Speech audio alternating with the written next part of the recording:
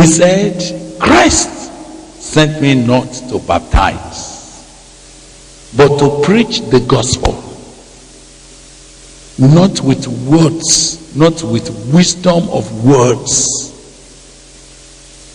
And yet you know that as we went into theological trainings, we couldn't ignore message or sermon preparation, sermon presentation, and sermon delivery. It was a major aspect of our training. And those who could present the message or the sermon very clearly, in clarity, they were scored highly. Am I right? Those who come and muddled up what they wanted to preach, many times they had to repeat. But if somebody is brilliant enough and he could set his point. I remember that in one of our cleric, we were dealing with effective preaching.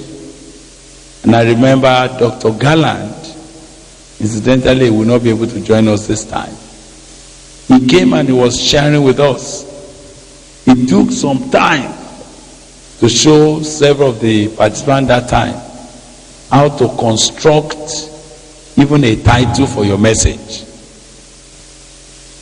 And he was giving different ways in which messages should be titled, a sermon should be introduced, and all of this. It was a good time. But it looks to me as if the power of the ministry of Paul did not lie in homiletics or ammonetics.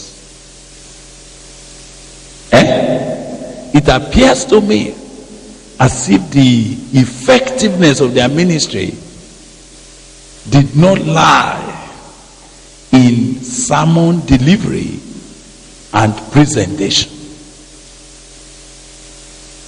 It looks to me as if what made them to penetrate their generation and left an indelible mark on all the generations that came after, including our own generation. The mark they left is still affecting us. The letter he wrote to Timothy is still a very letter we could not ignore. Every time I'm reading, I said, look, Paul is a man like myself. Father, how did you relate with him? What did he discover? Now I'm hearing him saying, Christ did not send me to baptize. Christ did not send me to baptize, but to preach the gospel. But if I want to preach the gospel, I'm not to preach it with wisdom of words. Why? He says, so that. Did you see that? Did you see that there? He said, lest the cross of Christ should be what? Should be made of none effect.